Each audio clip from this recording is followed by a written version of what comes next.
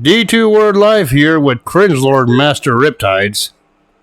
No. It's more like D2 Solo Sokoa Tribal Chief Suck Up D2 Word Life's channel. Where he talks about where he wants to suck up to Solo Sokoa, his tribal chief. Hell the fuck no. Acknowledge me. Freaking goddamn Roman Reigns is the tribal chief, bitch. Nope, you acknowledge Solo. No. We all know you do. You were excited when he won the opening contest, which we'll talk about here in a minute. Oh, I know you were. But anyway, we're here to review Crown Jewel 2024 that took place literally at time recording yesterday, which was November 2nd, 2024. And it took place in Riyadh, Saudi Arabia at the Mohammed Abdul Arena. And of course, do I really have to mention this? The brands involved were Raw and SmackDown, which, let's face it, has the draft ever been more irrelevant than it is now? We don't do Raw or SmackDown only pay-per-view, so I don't even know why in the current era we have to bring that up. It seems like every pay-per-view is freaking joint branded. Yeah. And I don't know the exact attendance figure. They never said anything about the attendance figure. Yeah.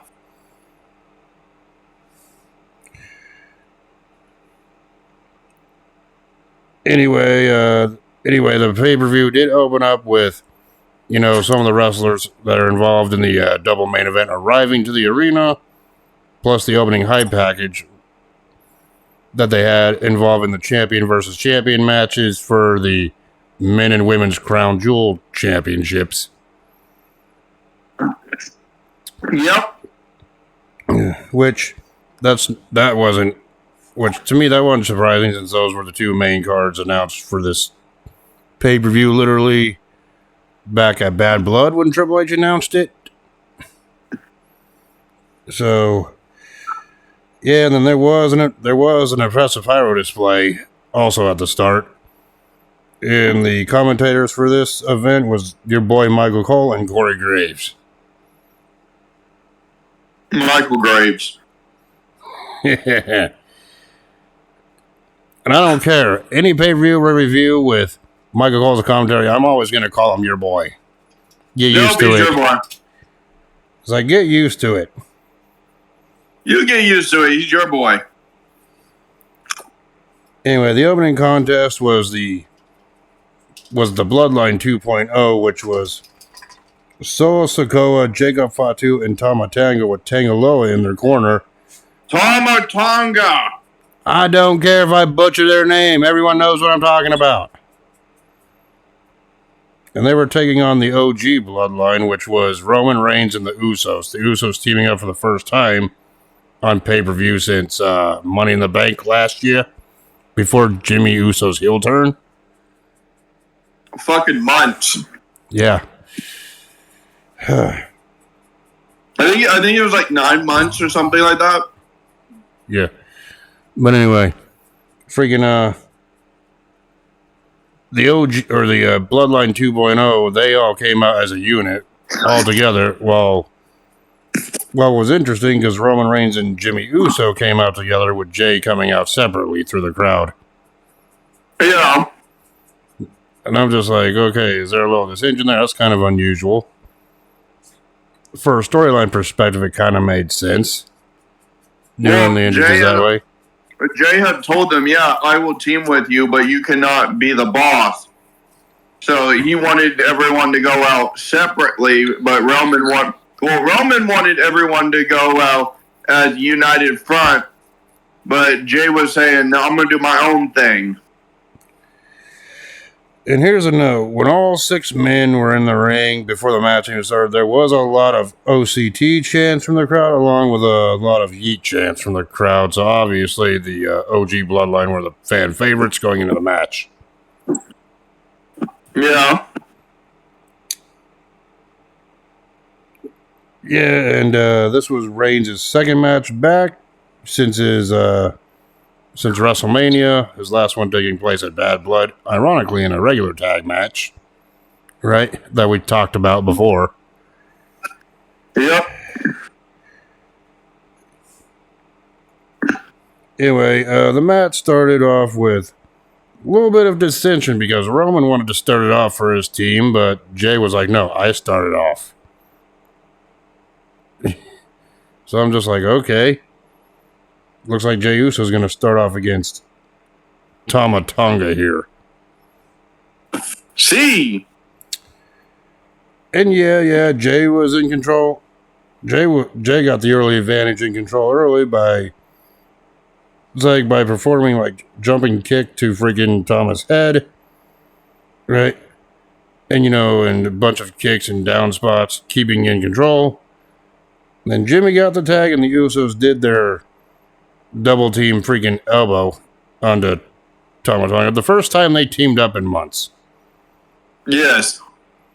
So they got a little Uso offense plus a double elbow drop. Right? Yep. Yeah, and then freaking yeah, and then I believe Fatu freaking tagged. Fatu got the tag. Jacob Fatu got the tag in. Early advantage and freaking got control of Jimmy with some punches, but Jay made the blind tag, and Jay made the blind tag, leading to Fatu from getting kicked by Jay as well. Yeah. Yeah, and then the Usos did do some double teaming by freaking taking turns kicking at Jacob Fatu, followed by a double uppercut punch to Fatu as well. Yep. Putting him down in the early going. Yeah, and then this is the spot that got me to take notice. It's like the Usos did perform a double clothesline to Tama Tonga on the outside of the ring. And then Solo Sikoa looked like he was about to get in there to do some damage to his brothers, only for the Usos to do a double super kick attempt, and Solo was like, fuck this, and decided to go outside himself. Yep. He's like, he don't want no part of that punishment. Right? He didn't want to be on the super train. He didn't want to be on the super kick train. Nope. Would you want to be part of the super kick train? I don't think I would either. I'm like, screw that. It's like shortly afterwards when the... Yes, I would. You would freaking take the double super kick train. Yes. Okay. It's like back in the ring now after participants got back in the ring. Tama Tonga got back in the ring, but pretty much Jay was in control of him with an arm bar. And here's a little bit of story. Reigns, at this point, extended his hand to get the tag in, only for Jay to tag in Jimmy instead. Pretty much telling Reigns, hey, we're not doing what you want us to do. You ain't in control of us. That was the whole story with the OG bloodline here. As that you was the mentioned whole earlier. thing that Jay was saying is that he's going to be doing his thing. He's not going to be getting controlled by Roman. That was his freaking stance when he was tagging up with him. Yeah, and even on commentary, Graves alluded to the point saying that was just Jay reminding Roman that Roman doesn't call the shots. It's every... Yeah, they're pretty much all... He didn't really want to face his younger brother, but he had to do it because he interfered in his Intercontinental title match that he had with Braun Breaker. Yep. Yeah, but either way, freaking Tama Tonga got into control when he hit a chop block to Jimmy, and then freaking Jacob got the tag and pretty much was in control of Jimmy with strikes, along with the running hip attack into the turnbuckle. Little tribute to the late Umaga. Yeah. It's always impressive when I see that. As William Regal would say, Umaga! Umanga! God damn. Can't wait till we review WrestleMania 24 just to hear that. We'd be taking the piss out of that pronunciation, I swear. All right. Yeah. But we're doing too much rambling off track. then shortly after freaking Solo freaking was in control, Tama got tagged back in. Then Tama actually took way too long to go for the splash, mocking the crowd. Right? And just... Yep. Which he went for the tag, but Jay got the tag. But he missed the splash, and then Jay got the tag to his brother Jimmy. Yep. Yeah, then Jay hit a punch combo on freaking Tamina, followed by another running hip attack to freaking Tama for a 2 count. Yep. It was only fair that both teams were using that since they're both related to Umanga. Right? Umanga. Of course, after Tama got sent into the ropes by Jay, freaking Jacob Fatu got the tag in. And the first thing Fatu did after getting this tag back in was hit a pop-up Samoan drop onto Jay. Yep. Well, Jay was trying to hit him with the Samoan drop, but then he reversed it with the pop-up Samoan drop. Yeah, then after freaking Solo headbutted Jay, Fatu was like after Fatu freaking... Yeah, and then Fatu at one point. So headbutted Jay, and then Fatu got the tag in and hit Jay with an uppercut. And then Fatu freaking squeezed. It's like put a submission hold on Jay for a bit. Then tagged. He did the nerve pin. He did the nerve lock. Yeah, the nerve pinch. Yeah, that's what this tag match needs. And then Tama got the tag in. Why would you say where the fuck did Tamina come in here? I said Tama, not Tamina. Tamina. I don't care. Whatever. They all sound the same. Okay, I'm just fucking with you. Right? Tama got the tag in and hit a senton splash onto Jay. At this point, the heels are in control. Frequent tags in and out. And then Solo got tagged in shortly afterwards, but it's like Jay tried to fight back, trying to mount an offense, but Solo freaking took that away from Jay with an uppercut punch. Right? Yeah. And then the frequent tags because Tamina was back in. But then Jay didn't manage to fight back whatever offensive move that Tom was going to do with a jawbreaker.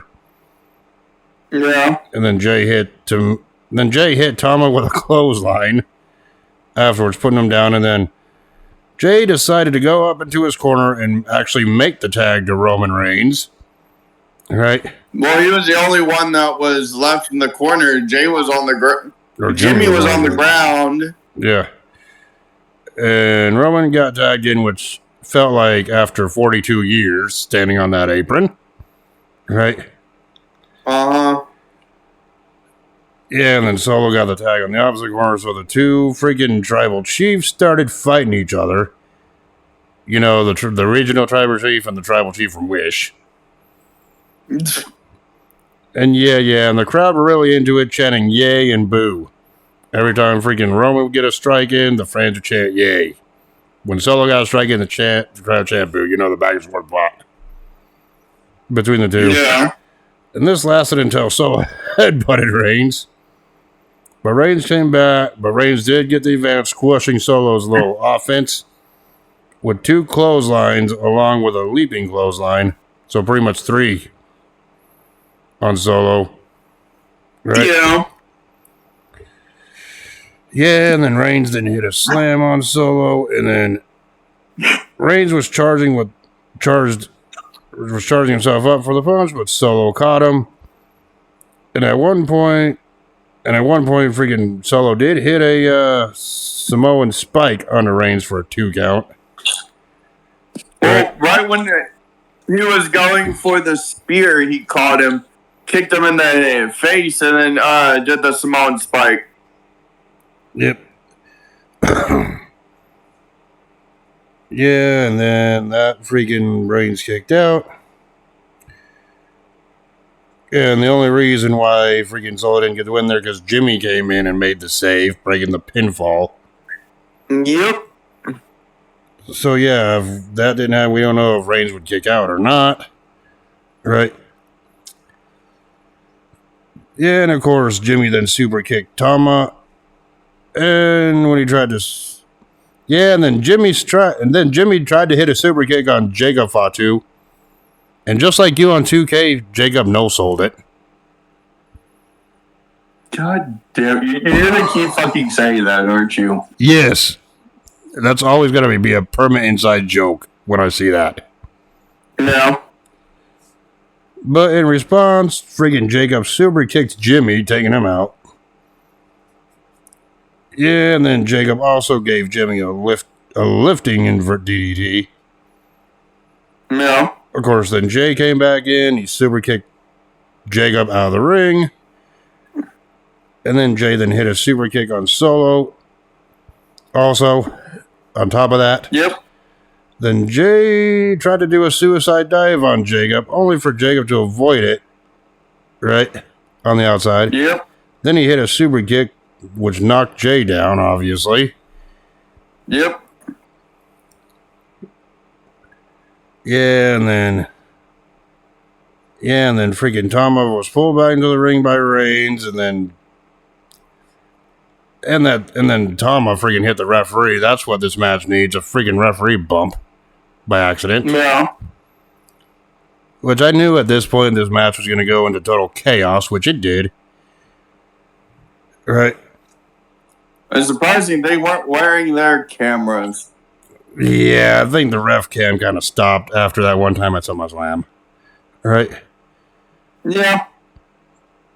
Yeah, but then Jacob freaking went back into the ring and actually nailed Reigns with a headbutt along with a flying elbow. And then Fatu actually hit an impressive moonsault onto Reigns following that. Right? Yep. And then Fatu then hit a suicide dive on both of the Usos on the outside of the ring. And then a groggy Reigns got back up to his feet, which allowed freaking Solo to hit Reigns with a Samoan spike 2 times in a row. And then Solo actually pinned Reigns for the win. Yep. Which meant that the winners were the Bloodline 2.0 here. Yep. Of course, we gotta talk about the post-match because afterwards, freaking Sol Sikoa, Jacob Fatu, and the Tongas freaking beat down on the Usos and Reigns, right? And it looked like freaking they were attempting to do the Shield triple powerbomb through the announcer's table onto Reigns himself. But then Sami Zayn's music started playing, right? So Sami Zayn came out, right? So Sami Zayn came out and Solo was like offering, hey, come on, join my team. You know I was there for you, buddy. When I'm just like, no, you weren't. Right? Yep. And then as a little swerve to freaking Solo here, it's like Sami Zayn faked him out by looking like he was like, oh, I'm gonna go hug you, my brother. Only for freaking Zayn to turn that into a slam. Right? Onto Solo himself. Right? Yep. And then with the Bloodline, and then with the rest of the Bloodline 2.0 beaten, battered on the outside, left Solo Sikoa all alone in the ring with Zayn, the Usos, and Reigns. Right? We were all up in the 4 corners while Solo was in the middle. And then Zayn just looked at him like, you some bitch, I'm gonna freaking kick your... It's like, you some bitch, right? Yep. And then Reigns was on the other side. And here's the controversial part.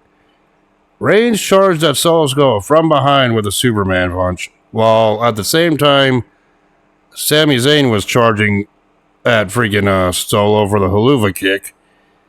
And Solo Sikoa ducked out of the way literally last second, and Sami accidentally connected the kick to Reigns. Yep. And after that, Jimmy was all up in Sam's face, yelling at him, be like, why the hell did you do that? You're not even a part of our group anymore. And then It's like Jay tried to calm down the whole thing down to no avail. And that whole thing ended with Sami Zayn just leaving the ring while a dazed freaking Reigns just looked on, confused. Yep. Looking conflicted like he was the first time he got nailed by Zayn after a match. All right. Yep. And that was the end of it. So, what did you think about the opening 6-man tag and the post-match afterwards? It was okay. I thought it was a good way to open up Crown Jewel, and the story development really helps. Now the big question remains, will Sami Zayn still be on the original Bloodline side, or will it be someone else after this miscommunication? Yeah. When Survivor Series comes, which is supposed to take place on November 30th, from what I heard, by the way.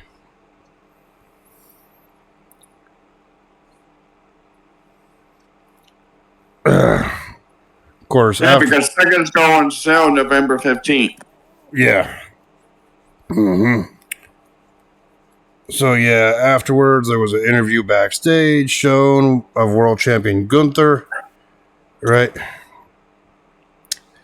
Talking about, his match with Cody Rhodes coming up, right? Yeah. Cody Rhodes also got interviewed talking about how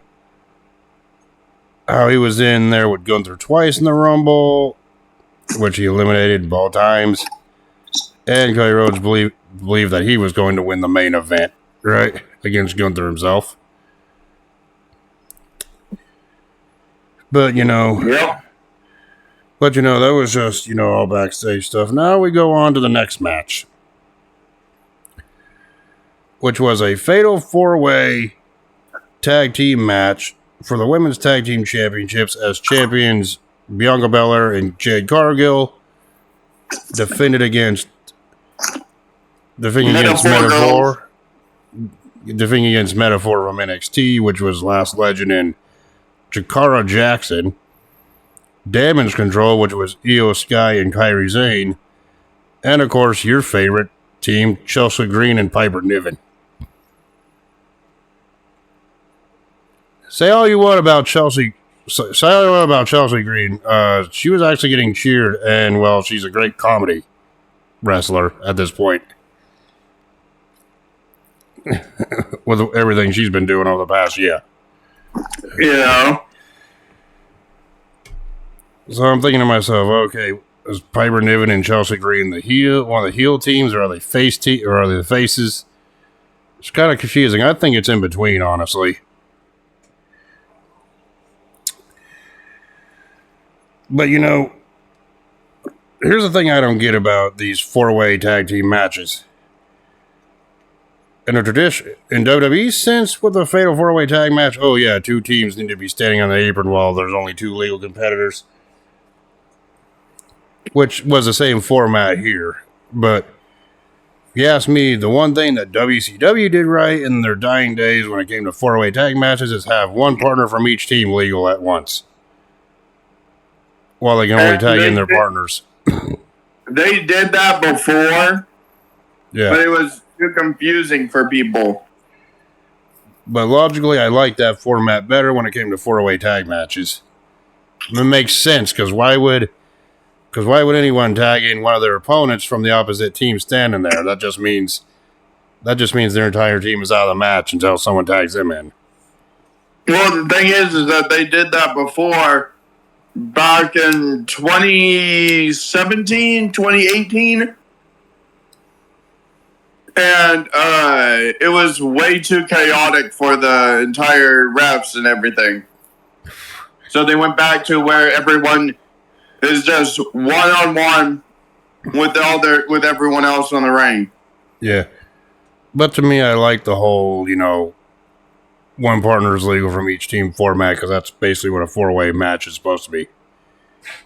I mean, that's just nitpicking. That's just my opinion. That's just nitpicking, though. Right. And, of course, the first team to get the pinfall one fall wins. So this isn't elimination rules. This is one fall only. Right? Yeah. And the two legal women that started the match were Belair and Sky, which Belair actually hit a suplex on Sky to start the match. Right? Yeah. And of course, this guy, I don't know if I can, name all spots for spot. It's like Belair went for the moonsault afterwards, but Sky avoided it. Sky actually did an impressive backflip, followed by running drop kick onto freaking Belair. Right? Yeah. Shortly afterwards, your woman, Chelsea Green, tagged herself in. So, taking advantage of that, Sky went on the offense on Green. Right? And then Belair then freaking hit a spine buster on Green, followed by and then afterwards hit a handspring moonsault for a 2 count. Right? Yeah.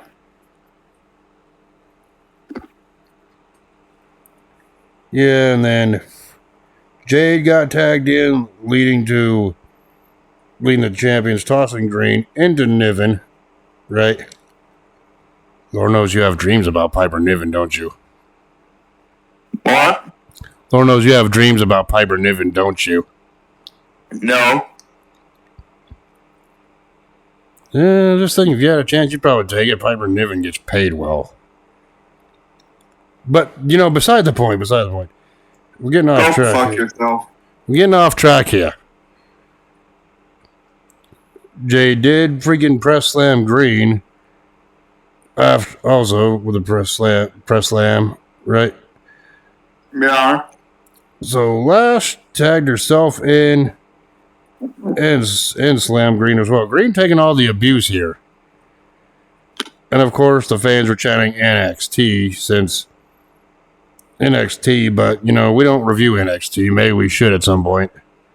Right? Yeah. Of course, well, the fans were saying that Jackson did get tagged in and actually hit a senton splash off of Lash's shoulders for a 2 count on Green. Right? Of course, Lashley got the tag back in and was in control of Green with another suplex. Green taking all the abuse here in this early going. Then Lash freaking whipped Green against the freaking turnbuckle and hit a splash on her. And then Jackson she tagged in Ela Sky. Yep. Actually, no, Jackson then hit freaking hard, hit a freaking like chop in the corner on Green. But then Zayn tagged herself in. It wasn't Sky, it was Zayn who did. At this point, yeah, then freaking Zayn, then upon tagging herself in, hit a jumping forearm onto freaking Jackson. Right? Yeah. Of course, shortly after, freaking Zayn ran into the ropes, leading to a spear from Jackson. Sky tagged herself in. That time, right? And she was and then she was lifted to the top rope, and then freaking Sky was lifted to the top rope by freaking Zayn, but there was a botch. She couldn't quite hit freaking Jackson for a Hurricane Rana attempt to look like they were doing, right? Yeah. But Sky recovered, tried to save the move by climbing up to the ropes just to do a suplex onto freaking Jackson from the top rope. Instead, right?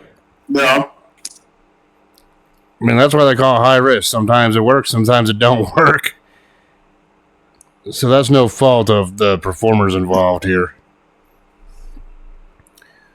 Then this guy went to the top rope and then freaking jumped off with a missile drop kick to freaking Jackson. Right? Yeah. Of course, then at that point, Niven got the tag in and hit a crossbody onto Sky.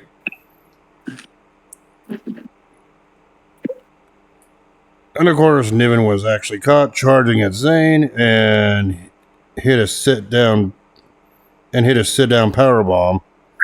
Right? Yep. And of course, at this point, Belair freaking just said to hell with this and actually got in illegally and actually and then hit a blockbuster.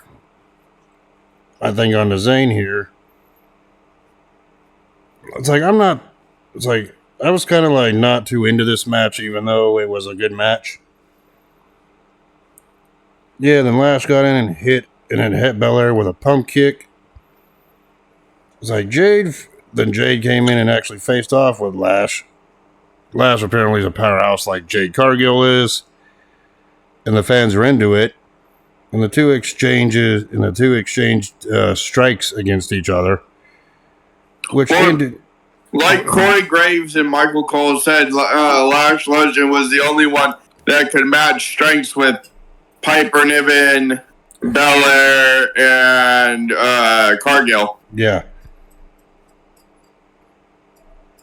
And the only other woman I can think of right now on the roster that's as strong as them is Rhea Ripley as well. Right. Well, Rhea Ripley, Nia Jax. Yep. Rhea Ripley was taken out with an orbital eye socket injury. Yeah, but we'll get to talking about that in a bit. It's like Jade super kicked Lash, and Jade avoided being kicked,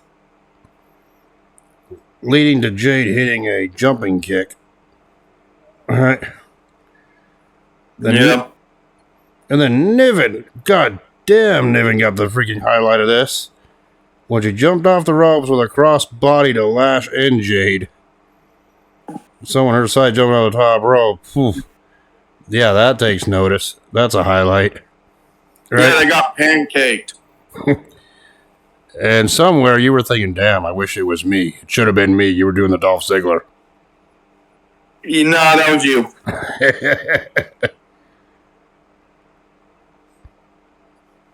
You're like, it should have been me. But following that, here's another highlight why freaking Green's is a comedy genius. Because following that freaking big cross body from Niven, Green realized she was the only one in the ring at that point. So freaking Green went to the top ropes. Only to be like, nah, fuck. And looked like she was going to do a moonsault or some kind of top rope move. Only for her to be like, nah, I'm going over to the freaking middle rope. Nah, screw that. I'm going to the bottom rope. Turnbuckle. Right? Yeah. But, she was hesitant. She was too scared to do any, jumping off high-risk maneuver. So, yeah, she went to the outside, where she met freaking, where nerves are calmed by Niven on the outside, right? Yeah. Only for Kairi Sane, who's not afraid to do any of these top row moves, to jump off the top with an elbow on the Green and Niven onto the floor. Which, yeah, Green being a coward and being scared of heights doing that kind of made me laugh, but that kind of hit deep because I don't like heights either. Believe it or not, right? Yeah.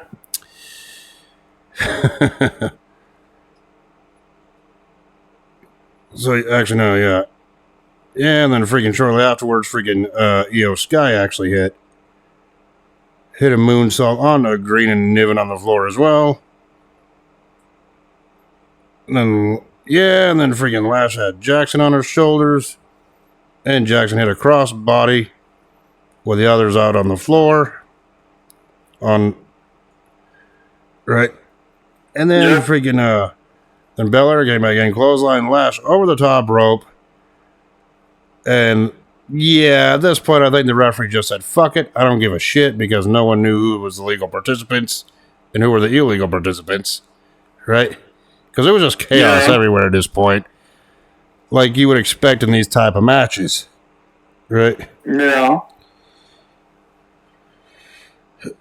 So, yeah.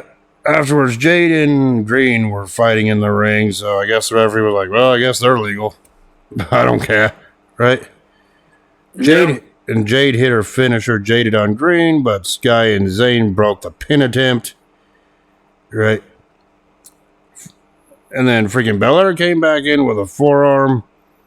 Then Zayn hit a spinning back fist, followed by Sky hitting a bridging German suplex to Belair. Of course, Sky didn't hold it. Sky did not hold Belair down for the pin. One, because I think she was illegal, and two, there wasn't enough leverage, apparently. So she broke up that attempt. Yeah. Sky then launched Zayn into the air so Sky can hit a top rope elbow on the freaking Belair. Then Jackson came in and hit a missile drop kick. Then last lanced Sky in there, and Jackson hit a power bomb on this freaking Sky. Right? Yeah. Which I thought was impressive. Then Niven came in, hit a Michinoku driver on the freaking Lash. And then Green hit a code breaker onto Jackson, which meant they were out. Right? Yeah.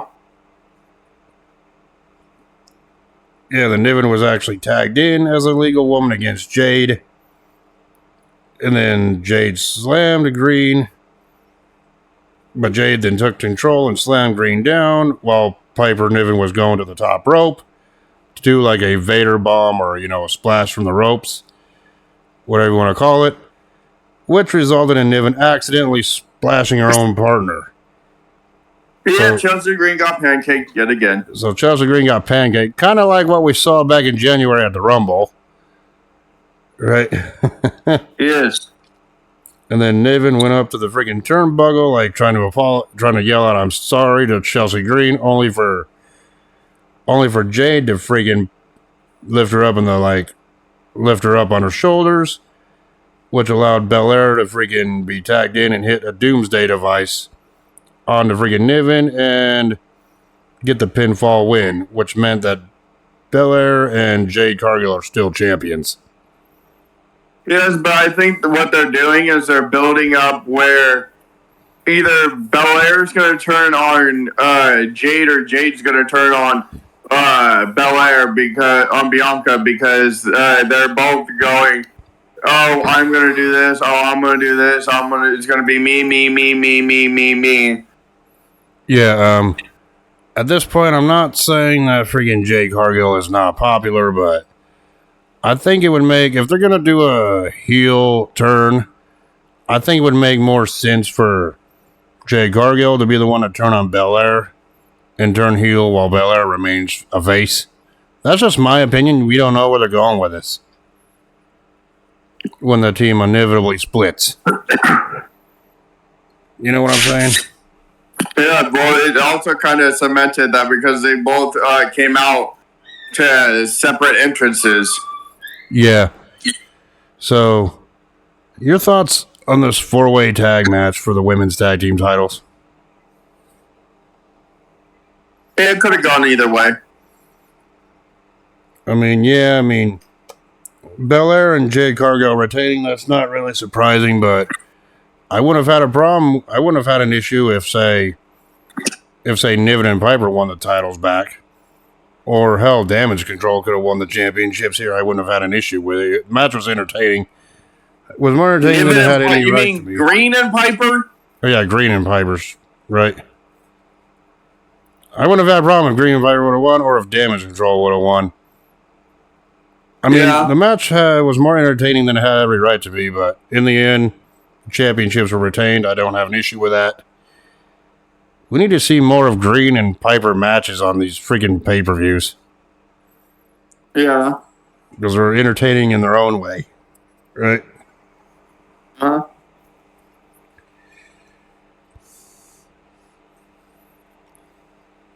Yeah, and then for some reason they decided to air a NXT commercial airing from Philadelphia on November 6th at the ECW Arena.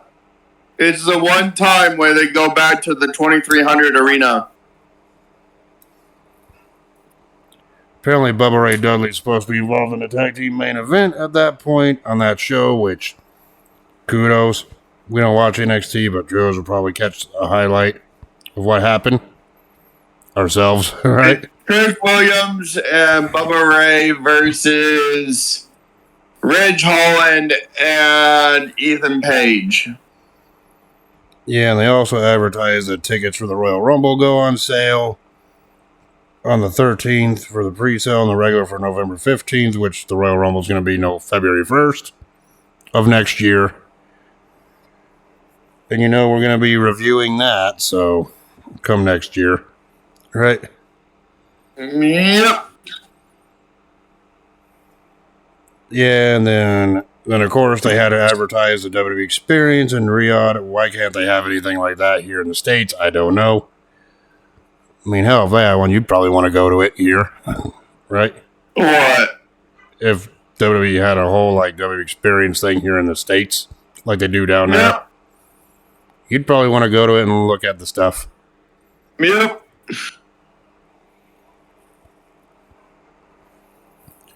But moving on, the next match was Big Bronson Reed taking on Seth Rollins. The Aussie Zilla. And of course, the video package aired about the whole Bronson Reed freaking feud going into this. And it all started after freaking Reed's attack on Seth Rollins a few months ago following SummerSlam. Right? Yep. With all those splashes or tsunami splashes that Rollins took. Yep. And this was Rollins' first match back since July. Yeah. Yeah, then this was, and I believe this was his first pay-per-view match since WrestleMania. I don't count SummerSlam, considering that was when he was a referee for that Punk McIntyre match. It was his first match back since July when he got attacked by Bronson Reed.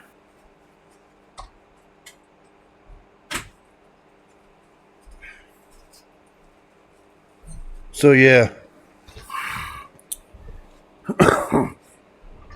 Rollins entered the ring first, and the fans were actually singing his theme song like usual.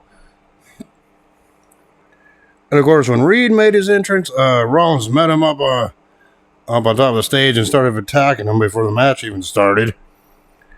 Right? Yeah. Signifying that, this is a war. Yeah, and then freaking Bronson Reed shortly took control and actually looked like he was going to throw Rollins off the stage, which that did not happen. Yeah. Then Rollins took control and kicked Reed back down to the floor. And Rollins then hit a suicide dive onto Reed onto the floor. And then, but then shortly after that, Reed took control by body slamming Rollins into the timekeeper's area. Yeah, and still on the outside, before the match even started, by the way, Reed actually sent Rollins to the steel steps. And then afterwards, they both went back to the ring where the bell rang to start the match, with Rollins in bad shape at this point. Right? Yeah. Yeah, then Reed was in control after the match started with a splash against the turnbuckle onto Rollins. Yeah, and then friggin' Reed went to the top rope afterwards and then hit his tsunami splash, which he did not immediately pin friggin' Rollins. I don't know why he would. It would have been a quick match. Yeah. But Reed decided to try to do another tsunami splash from the top rope, but this time Rollins moved out of the way. All right. Yeah. And that was followed up with Rollins hitting the curve stomp onto Reed for a 2 count. So both of them could have ended the match early, but it did not happen. Yep. Yeah, and then they went to exchanging strikes against each other. And then Rollins went for a sunset flip, which did not work for him because Reed simply just sat on Rollins, splashing him with all of his body weight. Yep.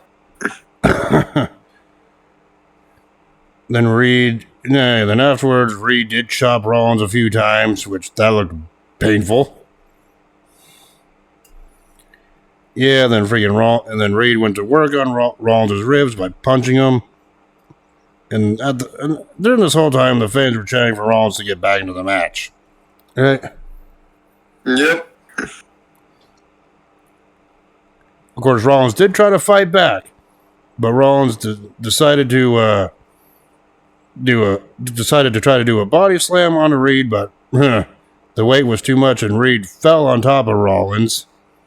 Right? Yeah. Which meant Reed was back in control. Then Reed freaking hit Rollins with shoulder tackles to the ribs a few times, right? Yep.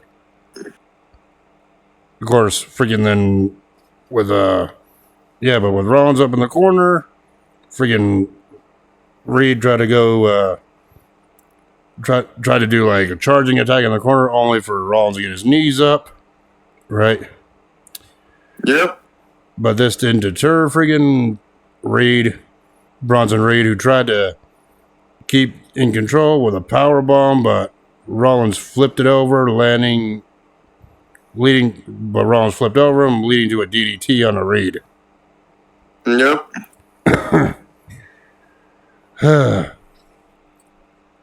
And then freaking Rollins hit freaking Reed with multiple clotheslines to stagger Reed, who was still on his feet. Right at that point. Pretty much selling them clotheslines like you do on 2K. Uh-huh. I'm sorry, I have to. No, you don't. Well, I just do it to be an ass. Yep.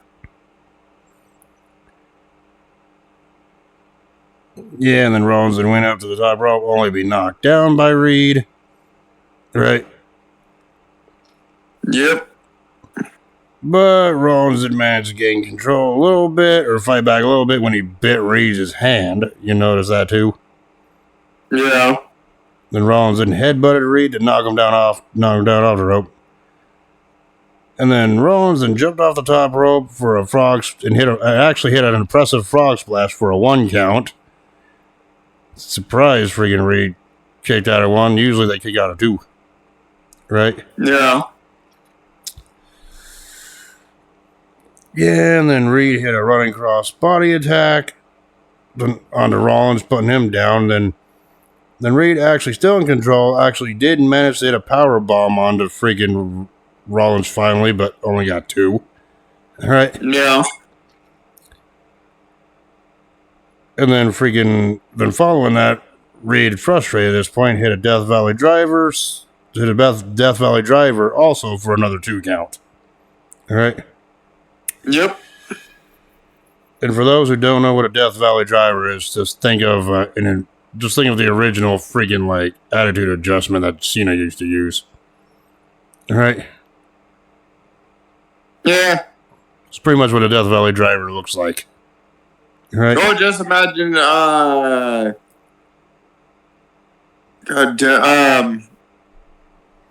Orlando Jordan, Cactus Jack, Terry Funk. Yeah. I think they all did variations of that move at one point. Yes. Of course, shortly after that 2 count, after the Death Valley Driver, Reed actually set Rollins on the top rope and actually connected the superplex onto Rollins for another 2 count. That's 3 2 counts.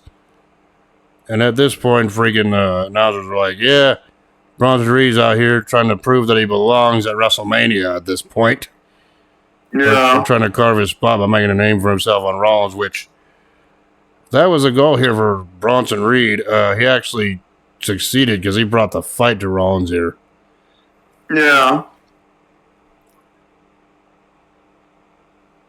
Yeah, and then, of course, after that after that third kick out, Rollins was actually talking trash to Reed, saying he should have finished him when he had the chance to, referring to that first freaking avalanche or tsunami from the top rope to start the whole thing. Well, it was Bronson Reed that was slapping him back to consciousness, and then he's like, yeah, you should have finished me in the beginning. You should have finished me at the start. Yep. which resulted in Rollins slapping Reed in the face right back. But undeterred by this, Reed actually hit a clothesline, putting Rollins back down. Yep. And of course, Reed then went back to the top, probably to hit another tsunami onto Rollins. But Rollins rolled away, but then Reed hit a senton splash onto Rollins. But then Reed went up to the top again, so Rollins rolled out of the way to the ring to the floor, onto the outside. Or rolled to the outside, yeah. And of course, Reed, disappointed or frustrated at this point, tried to whip Rollins to the steel steps, but Rollins tripped Reed up, who went crashing into the steps himself, right? And then Rollins hit the curve stomp onto Reed, onto the steel steps, which busted freaking Reed open, right? Well, he had thrown him into the steel steps already. Yep. Rollins went to crawl away. Reed picked up the steel steps to hit him with it. Yeah. And then he hit him in the knee, and then he did a chop block in the back of the knee. Yep. Made him fall. Then he hit him with a curb stomp on it, which only gave him a cut. Yeah, and then Rollins rolls back into the ring, which Reed follows after. And then again, Rollins hits him with the curb stomp. Again, back in the ring. So yeah, back in the ring, Rollins gave freaking another curve stomp to Reed. And then Rollins was able to but Reed kicked out. Actually, I don't think Reed kicked out. Rollins then went up to the top rope and jumped off the top. Super stomp. And then went up to the top rope, jumped off the top rope, and gave a super curve stomp to Reed for the 3 count. Yes. Which meant that the winner was Seth Rollins here. Your thoughts about this back and forth war between these two? Oh, it wasn't over after that. Reed fucking just stands right back up after Rollins gets out of the mat, out of the ring, and he's like, the hell? It's like signifying that this ain't over, that the monster's still up. All right. Yep. So yeah, I think there'll be another encounter between these two at some point. Well, yeah, because he kept saying, "Oh, if you want to do this again, you know where to find me, and you know what will happen." Yeah, that's what Rollins was saying. Dude, you're gonna get squashed. Yeah. So yeah, this is the feud to make Bronson Reed into a upper mid card virtual main event guy. It's working. Because even in defeat, they made Bronson Reed look strong by getting right back up. The thing is that with Adam Pearce as well, he's like, oh, I want to find him. I want to suspend him for him attacking everyone. But he has a showstopper, a ticket seller. Yes. I mean, Bronson Reed is a monster that everyone pays attention to these days. Kind of like how Braun Strowman was back in the day. Braun Strowman still is a monster. Yeah, well, he ain't booked to be that big of a monster like he was 2016, 2017. God damn it, I'm calling that back in the day. I feel old. That wasn't even a decade ago. Well, that's because he doesn't want to let that monster out again. Yep. So obviously that makes me think, this feud ain't over. There possibly could be another match between these two, just as hard hitting. But I guess we'll just have to see where this feud goes. All right. Most likely.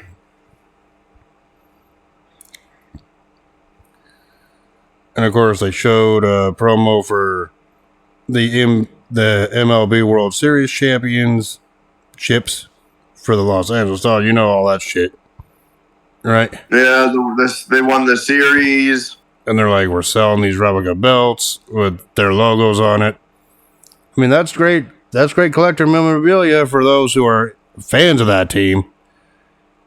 But not so much me, personally. I'm not really a big sports guy. I know, shocker. They do it for football, baseball, hockey. And of course, afterwards we get back to the ring for the next match, which was the Crown Jewel Women's Championship, where it was WWE Women's Champion Nia Jax facing off against the Women's World Champion Liv Morgan. Yep. And I'm just like, well, here's the one that was really confusing because you had two heels here. I don't think anyone knew who to cheer for. But I knew there was probably going to be some chicanery along the way, which there was. All right. Well, this brings in the same topic as I was saying. Liv Morgan made sure that she could go to this match by taking out Rhea Ripley on NXT by damaging her orbital socket. Yeah. So she's out indefinitely right now. Yeah, until Rhea Ripley heals the injury, which wouldn't be surprised if Rhea Ripley makes a return by February's Rumble. Wouldn't that be? I'm predicting it right now. Rhea Ripley may come back by the Rumble and be the second woman in history to win 2 Rumbles. If she's healed up by then and actually goes on to challenge Liv Morgan for that title at WrestleMania. Well, we'll see. She may come back even sooner. Yep. But we'll see what happens as time goes on. All right. Yep. And of course, both Liv Morgan and Nia Jax make their entrances. And while both of them were staying in the middle of the ring, Mike Rome, who's the NXT announcer, freaking announces them and pretty much says this match is for the Crown Jewel Women's Championship, which was brought to the ring by officials and security that they were showing all night, promoting these title matches. Yeah, but the thing is that they don't get to keep those titles. They get a ring. The titles stay in Saudi Arabia. Yes. Yeah, and then it's like, yeah, but let's face it, like I said, this was a heel versus heel match. The crowd didn't really know who to cheer for. I'm just like, wow, they're bold. They were bold booking a heel versus heel match. Yeah. Because when this was first announced at Bad Blood, logic would have dictated that Rhea Ripley should have beat Liv Morgan to make this a heel versus face match, but that's not the direction they were going to go in. So we got this rare heel versus heel match on pay-per-view here. Right? Yep. And of course, when the match started, did it really surprise anyone that Jax took control early in the match with a headbutt along with an elbow drop? And Jax is obviously the bigger of the two. And let's face it, she was the stronger of the two going into this match. Right? Yeah. Then Jax actually hit a running splash on the Liv, but then Liv actually tried to get some offense back by staggering Jax against the turnbuckle and then hit a kick. Yeah, and then hit a kick to the knee. Or kick the knee out of Jax. Nia Jax wins. We'll move on. Yeah, that's not exactly how it happened. Right? Of course, Liv then hit a freaking tornado DDT for a 2 count onto Jax, which I thought was impressive. Right? Yeah. But the whole time I was thinking, okay, something's got to give. There's going to be interference galore here. Right? Yeah. But we'll get to that in a minute. Of course, Jax did fight back after that DDT when she hit a Samoan drop on a Liv for a 2 count. And of course, shortly after that, freaking Jax went to go charged that Liv, who moved out of the way, and Jax went crashing into hitting the turnbuckle with her right shoulder. Right? Yeah. Of course, Liv tried to capitalize, but Jack caught her. But Jack Carter reversed her and hit a Samoan drop off the middle rope for a 2 count. How was that not the ender? I don't know. Because freaking Liv got pancaked. Of course, Jackson went for another move off the turnbuckle again, but Liv managed to counter it. whatever move Jax had in mind to a sunset flip power bomb, right? Yeah. And mind you, this was like early in the match. It wasn't really that long of a match to start off, but then Tiffany Stratton's music played. It's Tiffy time. Which is also your woman.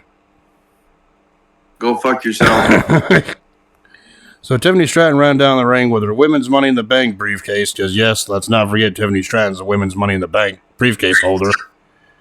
Yeah. And of course, Nia Jax got all pissed off and went over to Stratton wondering what the hell she was doing, right? And of course, Stratton was claiming, no, I was going to cash in on Liv. I wasn't going to cash in on you, right? Yep.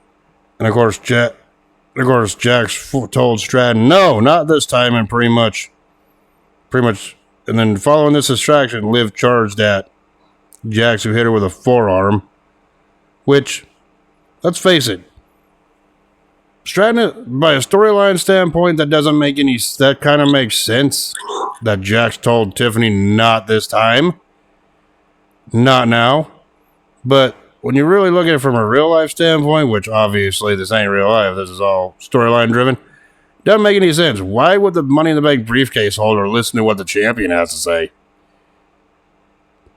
Despite the alignment. Yeah. Like shit, I don't care if I was a Money in the Bank holder and say you were a champion. I don't care how many times you'd be like, never cash it on me. Odds are I probably would. Being like, nope, I want your belt. No, I know you would, you dick. You know what I'm saying? Yes. And of course, yeah, like I said, Jax told Stratton to get out of there, and the fans booed that, and Stratton actually listened and left, right? She didn't really leave. She was going to leave, and then she went back. And of course, Jax then hit the Samoan drop again back into the ring, but Liv turned that into tried to hit a Samoan drop again, but Liv actually countered that into a crucifix pin, right? Yeah. Which got her a 2 count. Stratton actually teased cashing in again, but Jax battled back on Liv with a power slam. With Liv down, Stratton actually was trying to tell her, hey, I'm going to cash in right now, but Raquel Rodriguez, freaking Liv Morgan's buddy, showed up and put a stop to that, right? It's like, no, you ain't cashing in. Screw you, right? Yep. Then Jax went after Raquel, who did a neck snap across the top rope. Referee did nothing about it. Seeing it, did nothing about it. Referee's like, I don't give a shit, right? Yep. They don't pay me enough to disqualify anyone in this big match anyway. This match is all going to hell, right? Yeah. And then Liv jumped off the turnbuckle with a code breaker onto Jax, right? Yep. Of course, Jax had battles back when Jax hit a splash on the Liv onto Raquel, splashed Liv on Raquel into Stratton, who was on the floor, on the outside. Mm-hmm. Then your boy, Eddie Guerrero from Wish, makes an appearance. No, he's your boy. Yeah, Dominic Mysterio was out there on ringside as well, distracting ref, causing distractions. Jax splashed Liv against the ropes. Then Jax hit a leg drop onto freaking Liv as well. Liv was pretty much pancaked down and out. Dominic sent the briefcase into the ring, and that distracted the referee. Not like the ref really needed to be distracted here. You already let shit slide. So what was the point of that? Raquel came in, kicked Jax while Jax was on the turnbuckle, and obviously Dominic was distracting the referee, who was trying to get the briefcase out of the ring, right? It was just, interference mindfucky, right? Yeah. And then Liv capitalized on the distraction by hitting an oblivion on Jax to win the match. So the winner and first ever women's crown jewel champion, Liv Morgan. Now, What are your thoughts about this match? Because it was interference driven. It felt like a Vince Russo WCW booked match here. How much would I bet it was Vince Russo that booked the match? I mean, both heels, it was interference heavy, and it was just, reminded me of WCW in 99, 2000 with all interference spots. Yeah. So, yeah, your thoughts on this match as a whole? It was okay. Yeah, and the result, I really wasn't expecting that result. I was expecting Nia Jax to dominate and get the win here. All right. Yeah. So, I thought it was all right for what it was, but, it was interference heavy, which, yes, drags my score down for this match a bit, but it wasn't nothing that I didn't already anticipate or expect, knowing that they were both heels with allies. That's pretty much all I'm saying. Yeah. So pretty much if you expect that, then you ain't disappointed when it actually happens. Yeah. I'm surprised Tiffany Stratton didn't cash in her title at the end of the match. She could have. I have a feeling that Stratton eventually will cash in, not on Liv Morgan, but on Nia Jax, ending their alliance and possibly having Stratton as a champion afterwards if she successfully cashes in. Which, the pop for that would be huge, and that would probably turn Stratton face. So yeah, I think that's what's going to happen with this whole storyline between Stratton and Jax here. Or she could go to any brand and cash in the title for the championship.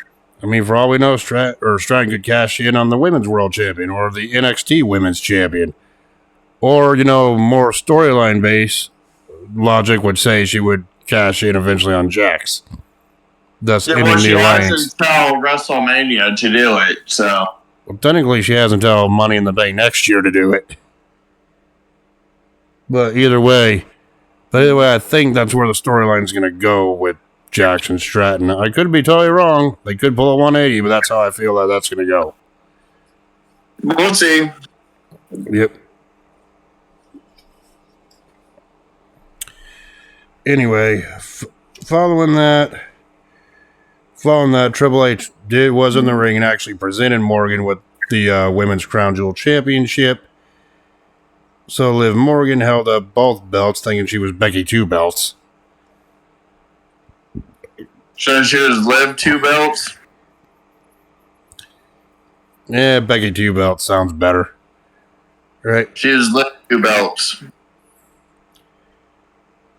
So yeah, Liv Morgan was the first ever women's Crown Jewel champion, which that means. Well, will she defend that belt next year, or what the hell's going on, or is there going to be new winners every year? I don't know. I don't really care. It's something that it was kind of interesting, but I don't really care all that much about. It's not they don't keep the belts; they get a ring, so they're technically defending a ring instead of the belts. Yep. Which makes absolutely no fucking sense, but if you ask me, the Saudi Arabia or the Crown Jewel Championship is pretty much on the same standards as a Super Bowl ring or a bragging rights trophy from back in the day. It really means nothing in the long term. That's what I think, right? Well, yeah, because there was no champion beforehand, so it's a whole new title, but they should have just made it a fucking belt. They should have just gave them a belt. Or it's like, it's the... Or if you really want to talk about... It's the unified fucking title, women's title, or whatever. And if you really want to talk about a championship from Saudi Arabia in the long term that has no meaning, look at Braun Strowman. How many days has he held that Greatest Royal Rumble belt? Yeah, that's what I thought. Forever. That's what I thought. And they'll never be defended again. They'll never have another 50-man Rumble for it. Nope. So I guess Braun will have that title forever. So in the long run, it means nothing. Right? Yep. And of course, following that, they aired another commercial freaking for Saturday night's main event, which is going to be taking place in Long Island on December the 14th. So there you go. And then we go to a video package about the Kevin Owens Randy Orton feud, which in turn freaking Owens turned heel by attacking Orton and Cody Rhodes respectively. Only because he attacked Rhodes first. He attacked Rhodes first, following Bad Blood, like we mentioned, and then he attacked Orton on SmackDown, setting up this feud. And I guess the whole freaking reasoning why Kevin Owens turning heel, usually when a wrestler turns heel, they have a good reason to do so. That's logical. Most of the time. Kevin Owens does not. Because the whole story is based on, the reason Owens turned heel or pretty much attacked Rhodes and Orton is because he believes they turned their back on him when Rhodes sided with Reigns at the Bad Blood pay-per-view. Which, when you think of long-term storytelling in Kevin Owens' career, it makes no sense. Because how many times did Kevin Owens turn on his friends and his allies? A lot. Yep. Like every time he turned heel, it was because he turned on people. Yep. So for a storyline thing with Owens, it does not make sense why he would feel betrayed when he was the one betraying everyone before him, every ally he had. Yeah. So yeah, by storyline perspective, it doesn't make sense, but okay, we'll just go with it just for shits and giggles, I guess. Right? Yeah. And of course, freaking Kevin Owens freaking tried to get under freaking Randy Orton's skin in his mind by playing mind games with him by wearing a Cowboy Bob Orton shirt. Right? Yep. Instead of his normal KO shirts, ring attire. So yeah, Owens made his freaking entrance first, obviously, and then when Randy Orton came out, the fans were actually loudly singing Orton's Voices themes along with him, which Saudi Arabia had schizophrenia. God damn it, I knew you were gonna do that joke. Alright. But anyway. But the match, if you even want to call it that, it wasn't really a match. The match never officially got started. It wasn't a match, it was just a beatdown. So yeah. But let's talk about this beatdown then. It's like Randy Orton, during his entrance, near the finish of his entrance, was posing on the rope like he always does, while Owens was on the outside, but Owens then snuck in, back in the ring, and actually attacked Orton with a steel chair to the back of the knee. Owens then sent Orton to the outside, and then Owens went to go put Orton through a table, the commentary desk, but Orton fought back. Orton even did that eye poke, he goes, and then Orton gave Owens a belly-to-back suplex onto the commentary table, which did not break. Yeah. This must be the English announce table, because if it was a Spanish announce table, it would have broke. Right? It was Michael and Corey Graves' table. Then afterwards, Orton sent Owens into the ring post. Orton and Owens, say that freaking 5 times fast. Orton Owens. Orton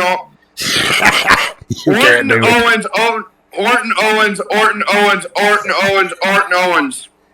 First time you couldn't even do it. Yes, I could. And then when Orton went into the ring, Owens hit him with a chair again. Which, at this point, I think the referee was like, screw this, we're done. I'm not even going to start the match. This is over. Right? Well, that's because all the referees, security... And then Owens tried... Like I said, it wasn't even a match. It was just a beatdown. Then Owens tried to hit Orton with a chair to the back, but the referee stopped him and pulled the chair away. Yeah, then freaking... Owens... the referee didn't do a shit. There was fucking Davari that took the damn chair away. Yes. And of course, Owens then gave a referee a stunner. Right? Yeah, then freaking Orton then hit Owens with a chair anyway. Yeah, and then the officials, which were Jamie Noble, Kenny Dykstra, and Sean Daivari. Damn. Tried to stop the action. Tried to stop him. Orton, it's like, Owens punched Noble out of the way, and then freaking Owens and Orton fought in the ring some more. And Owens hit a draping DDT on Owens, right? Yep. And there was no match, obviously. And then Orton sent Daivari into the ring post as well. It was just total chaos. I couldn't control it. Like I said, it was just a beatdown. Yeah, and then the Raw General Manager Adam Pearce came out of the ring, and the SmackDown GM Nick Aldis also came out of the ring to try to calm Orton down, which resulted in Orton hitting an RKO on Adam Pearce. Yep. And I'm just like, in storyline, that's probably going to give him a suspension or a fine. Right? Most likely. And of course, Aldis tried to calm both men down, but with no avail. Owens then Orton threw Owens in. Went over the barricade into the crowd, so Orton followed Owens there. And then Orton and Owens were fighting in the crowd, but Owens got the top of one of those like road cases they used to travel with, to carry their equipment. And Owens just started beating freaking Orton with it over the head and everywhere else. Yeah. Yeah, and the fans were chanting, "Let's go, Randy," but there was no freaking like coming back from this. Owens draped freaking Orton onto a table. Then Owens went climbing up the rail by the crowd, and then Owens then jumped off the railing and hit a dive on Orton through the table. Right? Yeah. And the fans were chanting, "This is awesome." It was all chaotic, and that's how the segment between the two ended. Yep. So, even though as a match, it wasn't a match, but as a segment brawl, it did its job to further the storyline. Your thoughts on this brawl between the two? I liked it. And if their aim was to freaking like have more story development between the two, leading on to a bigger match later, then they did their job, which makes me think, what is this going to lead to? Is this going to lead to a one-on-one no disqualification brawl between the two come Survivor Series, or with Cody Rhodes' involvement, will it become a triple threat for the title under no holds barred rules?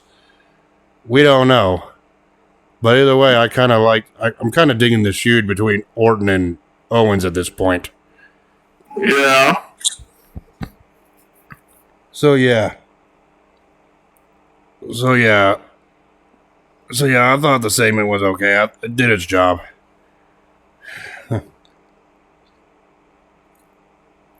Yeah, but then following that, there was another ad for the 2-day SummerSlam on August 2nd and 3rd, 2025 next year at MetLife Stadium in New Jersey, which, come that time, we'll be covering that too, and it'll be another 2-day event like WrestleMania. Yeah.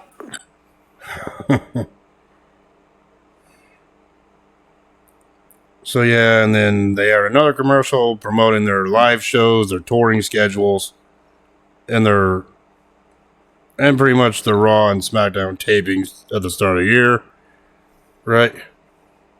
For these shows, right?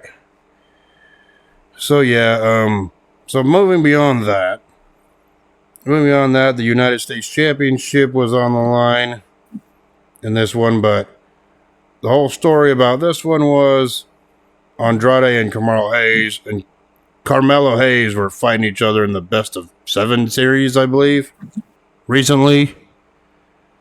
And they were both tied at 3 apiece. Their tiebreaker was supposed to be on SmackDown with champion LA Knight as the referee.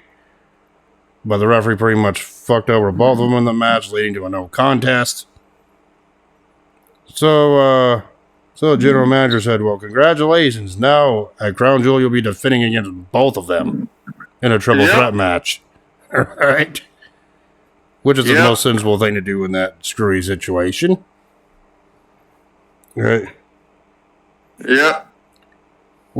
because that led to this U.S. title triple threat match with the champion LA Knight defeating against Andrade and Carmelo Hayes. You're about to say Kamala Hayes twice. I'm just going to pronounce him as Hayes at this point. Oh, God. Imagine Kamala Hayes. What would that person look like? Would he look like the late Kamala that kind of looks like freaking Carmelo Hayes, too? Right?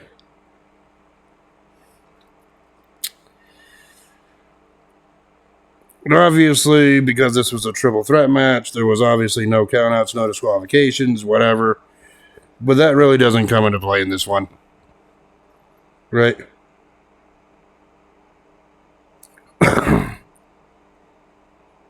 Yeah, and then Hayes, the match started with Hayes and Andrade exchanging strikes while freaking Knight was just watching them. Not really doing anything. Yeah.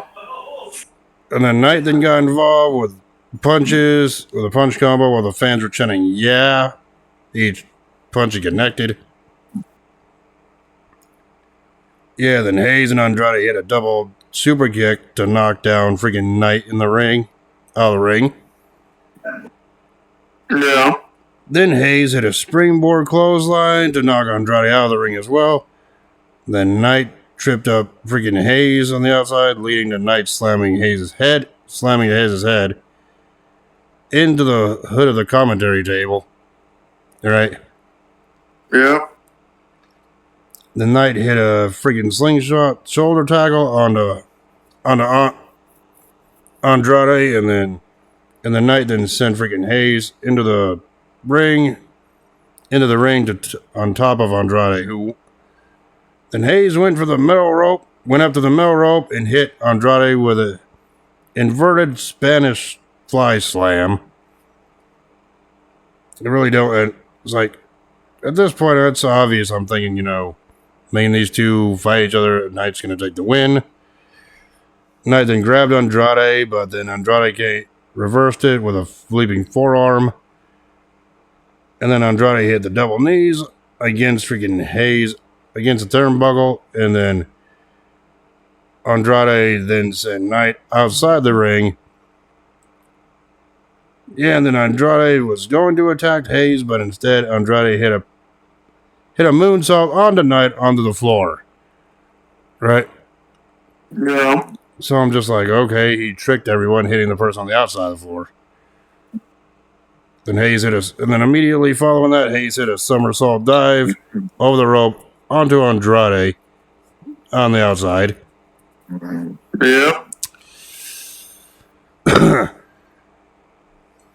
Then freaking Hayes went after Knight, but Knight hit a BFT, and it was like Knight who tried to hit the BFT onto freaking Hayes, but Hayes used his knees to block the move. And then Andrade then came in and hit a spinning back elbow on the Knight. Yeah, and then freaking Hayes then hit the first 48 double knees, followed by a cutter. And then Hayes went to cover both guys, but resulting in a 2 count on both of them. Here's the note. Yeah. In a triple threat match, when you got to cover both of your opponents when they're down, it will not work. They always kick out on 2. Unless you're Roman Reigns. Unless you're Roman Reigns.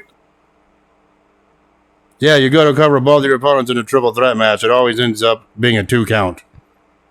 Unless you're Roman Reigns at WrestleMania 37. That's the only time it ever worked. Right? Yeah. So yeah, it was a double kick out, right?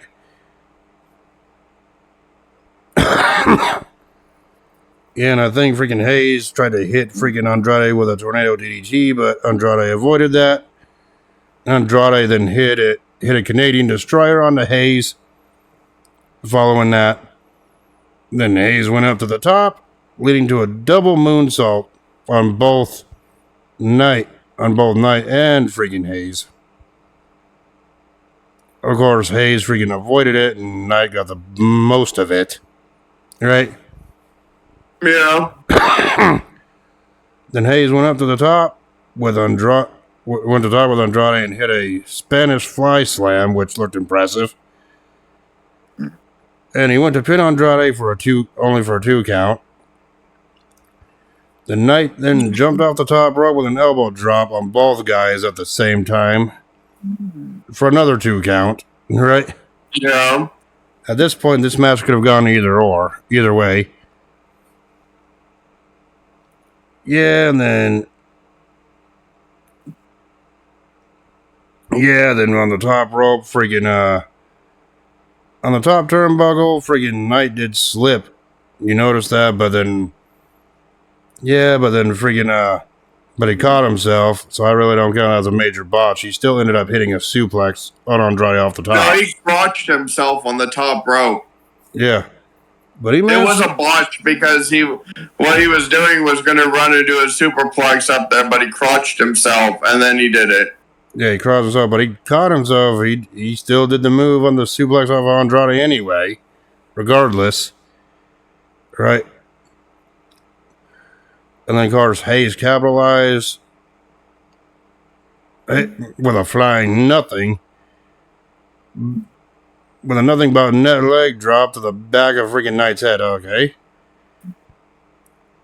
But got a 2 count instead. I don't even know why his flying leg drop's called nothing but net. Honestly, you should just call it a flying leg drop, right? Because he calls it the flying but nothing but net because he always hits it. I'm sorry, but when I think of flying nothing, I mean, I think of a move getting reversed, right? So yeah, he tried to hit a flying neck drop to the back of LA Knight's head for a 2 count because Andrade, broke it up. Yeah. And then Andrade went for a move onto the turnbuckle, but Hayes got out of it. Then Hayes went for a face buster on Andrade, but Knight came back in and hit a BFT on Hayes for the 3 count. Yeah. So your winner and still U.S. champion, LA Knight. Your thoughts on this triple threat? It was okay. It served its purpose. For me, it wasn't the best triple threat match I've ever seen, but it wasn't the worst by any means. So yeah, no championships changed hands here because that was technically the last title defense of this pay-per-view. All right. No, they had one more title defense, which was the male Saudi Arabia title. So, yeah.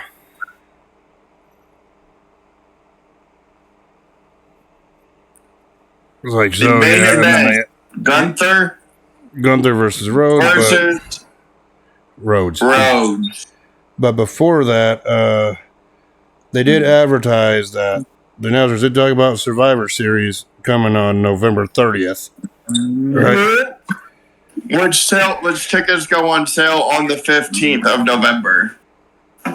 Yeah, and then they also announced that on Raw. But on Raw, it's going to be Seth Rollins versus Damian Priest versus Dominic Mysterio versus Sheamus for a shot at Gunther's World Heavyweight Championship, probably at Survivor Series. Right? Yeah. So there you go. So I guess we'll review that. We'll talk about that match when that comes along. Right? Yeah. But the main event of this night was for the men's Crown Jewel Championship between World Champion Gunther and WWE Champion Cody Rhodes. I like how they still announce Cody Rhodes as the undisputed WWE Champion, despite the fact that Gunther has the other world belt. So it's not undisputed, it's still disputed. Call a spade and just call the championship that freaking Cody Rhodes has just as a WWE Championship at this point. So yeah, that's why I always say WWE Champion Cody Rhodes. I don't call him the undisputed champion. He's the undisputed WWE champion. You could on say SmackDown. You could say that he's the undisputed. He's called the undisputed title because the Universal and WWE championships are unified, but you really can't because the World Championship is still floating around. Yeah, but they were unified for the titles to be separated. Yeah. Now, if this match was champion versus champion with both belts on the line and Rhodes won it, then it would officially be undisputed, but it's not. In my opinion. Still, it technically is to the WWE, but that's neither here nor there.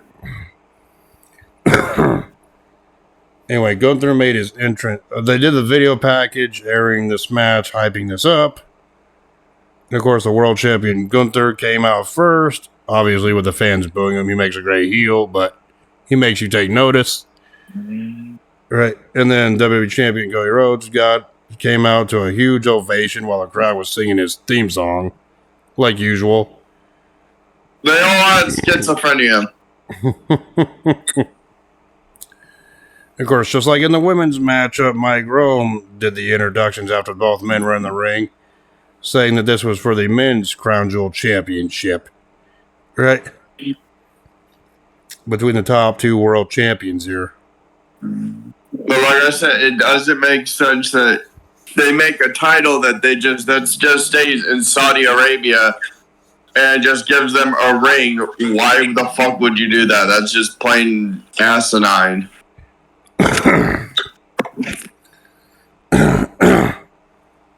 Anyway, the crowd was going crazy with the ole ole chants while the feeling out process was the basic, mat wrestling to start the match up here. Right. It's like Cody was in control with an arm bar to the mat, and Gunther then battled back and hit a shoulder tackle, followed by a side headlock. Right. Gunther went for the sleeper hold, but Cody slipped out of it with an arm drag, so pretty much no man had the advantage early on. Right. Yeah. And of course, Cody went for his following that, Cody went for his punching combo, but Gunther stopped that with a hard chop to the chest. Yeah. Man, Gunther's freaking chops and slaps are always devastating. Right? Right. That's kind of what made me go, ooh. Right? Yeah.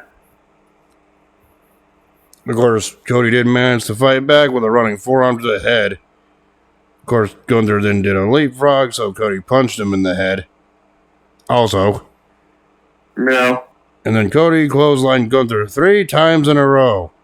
And on the third one, he knocked Gunther out of the ring. Right? Yep. Yeah, and then Cody actually hit a springboard disaster kick to knock Gunther down onto the apron. The ring apron. That's the hardest part of the ring. For those of you who are unaware. All right? I don't think anyone is unaware. Of course, Gunther got back to the ring, was going for a sleeper hold, but Cody got out of that. And this is when Gunther was trying to do a little bit of offense himself.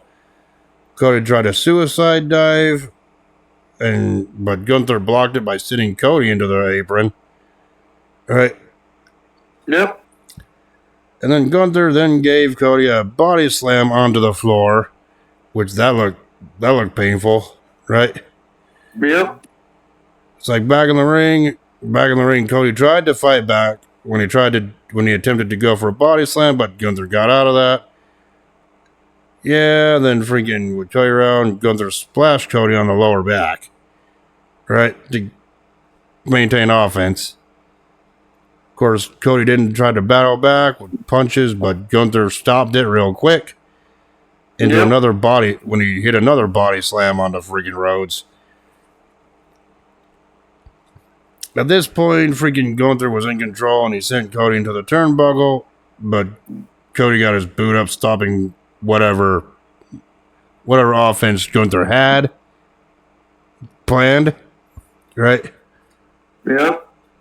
And then Gunther then landed on top of Cody during the body slam attempt, again, just like we seen in the Bronson Reed Rollins match earlier. I mean, that spot's freaking been overused twice now, right? No.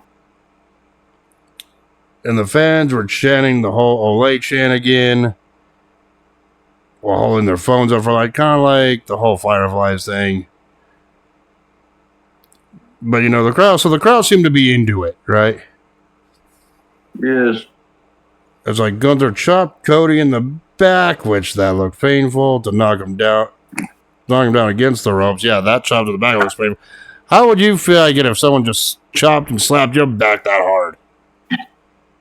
Been there, done that. That shit sucks, right? Yep.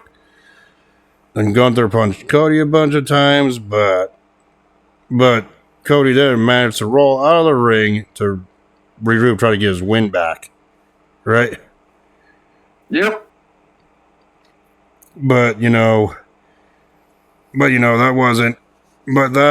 really didn't help Cody Rhodes on the long short-term run because Gunther remained on the offensive by keeping control with more chops to Cody. But shortly afterwards, Cody was actually managed to go on the defensive by enabling a comeback by body slamming Gunther, right? Yep. Cody then followed that up with a front suplex, which Gunther got back up immediately with a body slam. Sold that front suplex like you on 2K. God damn, we're making a lot of references. Uh-huh. That's 3 for 3, boy. You just keep referencing me fucking no-selling just because you fucking kick, you try to hit me, I'm just like, here, bitch. Yeah, and if the 2K online servers weren't so crap, we probably would do. But then again, you can't play it now anyway. Unless it was 23. I just have to get the digital version. Yeah. Maybe you should buy digital from now on. Your fucking disc reader won't even work. But that's beside the point. That's a personal issue. All right. Gunther went back up to the top. Went up to the top. Cody actually made him up there. And then Cody hit a superplex onto Gunther. Right? Yeah. Which that looked impressive. Cody then hit a running forearm along with a power slam. And of course, at this point, with Cody in control, he hit his punch combo along, followed by the bionic elbow, which his father Dusty Rhodes made famous. Yep. Cody then jumped off the ropes and hit a Cody cutter to Gunther for a 2 count. And of course, afterwards, Cody freaking held Gunther up against the ropes and delivered a kick to the gut. Yep. Then Cody jumped off the ropes again, but Gunther caught him, leading to a Boston Crab, which at this point it did not look good for Rhodes at all. And then Gunther then broke up the Boston Crab and then applied a sleeper hold to Cody, right? Yep. But then, despite being trapped in a sleeper, Cody did manage to get to the ropes to break the hold. But that was all for naught because Gunther then hit a German suplex on the freaking Cody Rhodes. And then Gunther applied the sleeper hold again.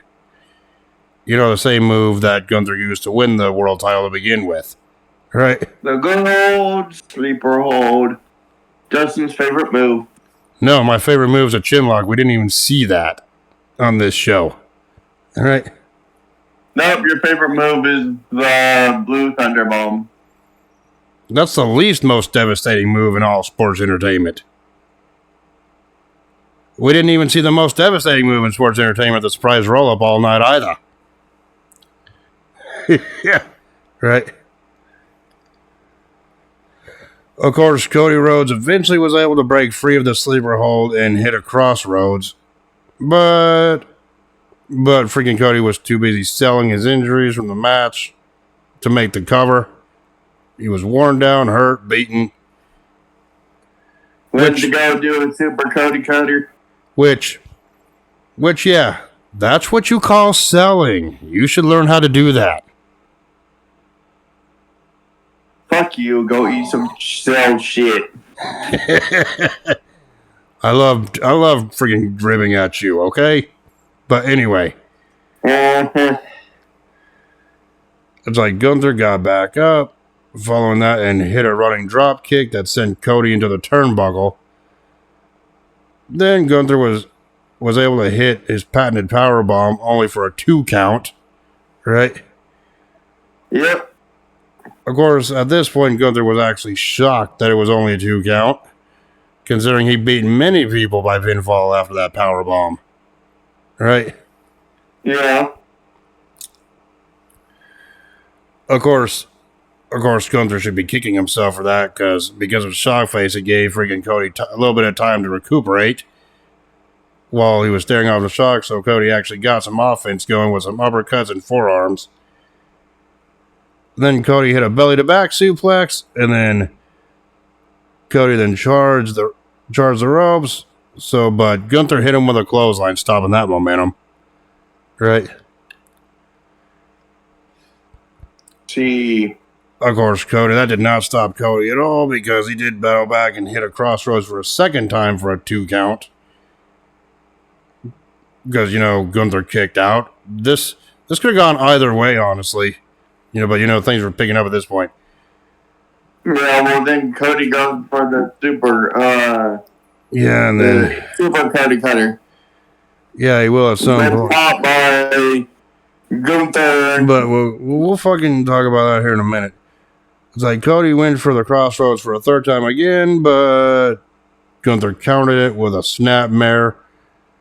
And Gunther then hit a chop on the freaking Cody Rhodes, but Cody Rhodes fought back and he went for a freaking Cody Cutter, super Cody Cutter from the top rope, like you mentioned. But Gunther caught him into a sleeper again. Right? Which Cody reversed into a pin. Yeah, which Cody Rhodes then reversed into a pinfall and actually pinned Gunther for the 3 count. Yep. And pretty much it was an homage to how the Steve Austin Bret Hart match ended at Survivor Series of '96. Yep.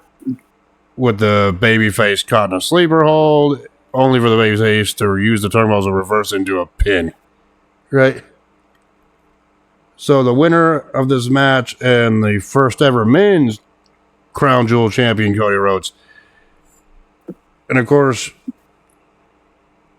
just like after the match, Triple H came out. And along with Liv Morgan, and both of them held their crown jewel championships up respectively.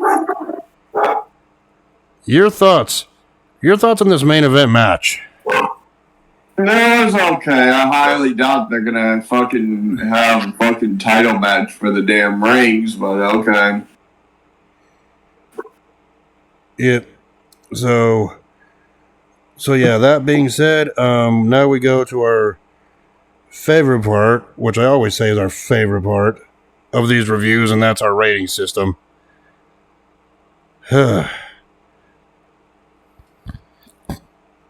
Anyway, the Bloodline 2.0, which was Solo Sikoa, Jacob Fatu, and Tama Tonga, with Tonga Loa in their corner, defeating the OG Bloodline, which was Roman Reigns and the Usos, in that 6-man opener. The match itself, I give about 3 out of 5. I appreciate the story they told, but if I was going to include the stuff that happened after the match, it would have been a 5 for storytelling, but I didn't include that in my rating. Say 4 out of 5, I say 3 out of 5. About the same. Bianca Belair and Jade Cargill retaining their tag team titles in that 4-way against Damage Control, Metaphor, and Chelsea Green and Piper Niven. I'd give that about 3.5 out of 5. 3 5/8. That's unusually specific rating, but okay. Seth Rollins defeating Bronson Reed, I give that about 3.5 out of 5.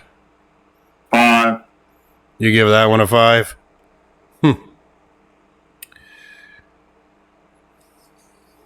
Because Bronson Reed took it like a fucking champ, did not go down.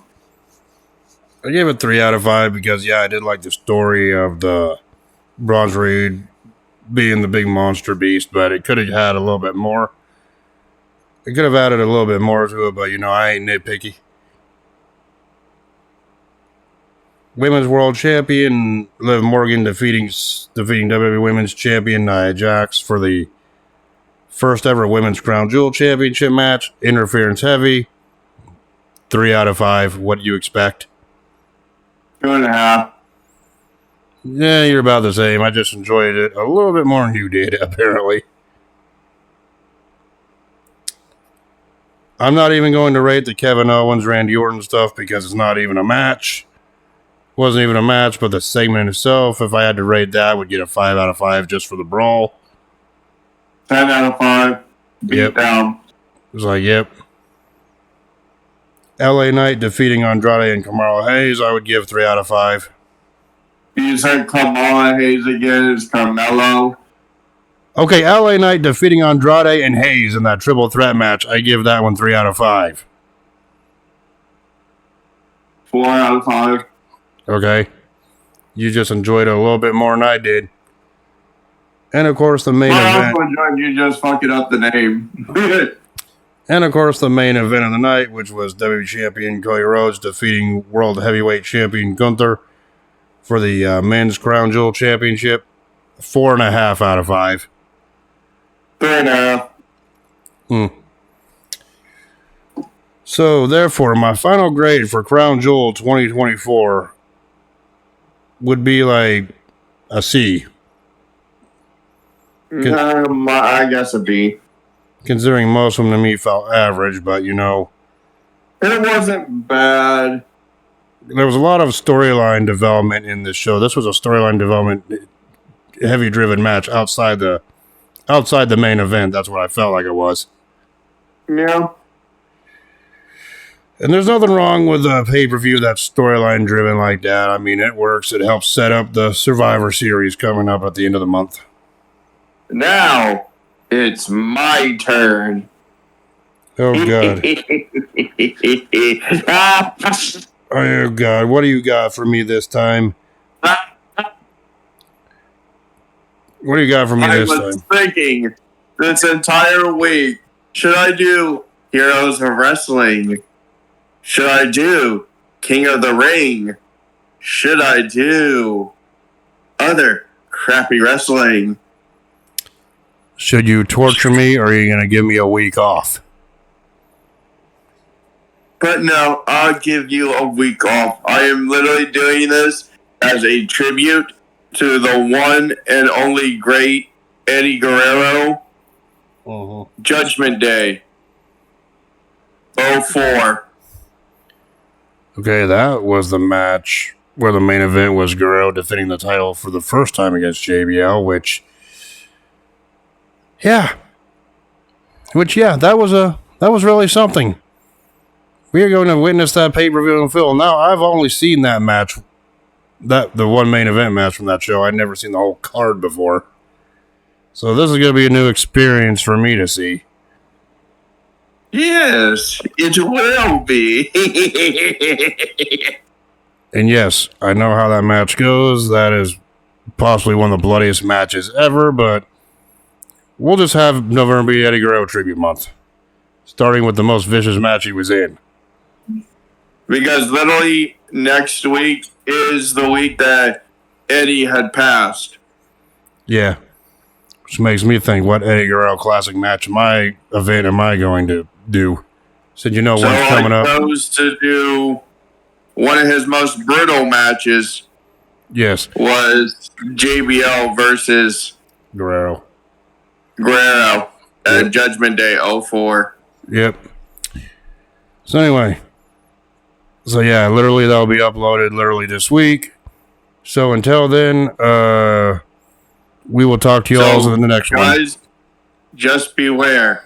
I could torture him the week after, or the week after that, the week after that, the week after that. Joke's on you, because if you have me watching those crappy events, you're watching them too. Just wait, guys. Hey, I may fucking choose it, but I will enjoy your suffering. Anyway, that being said, hope you enjoyed our little review of Crown Jewel 2024, and we will talk to you all later. Peace. Deuces.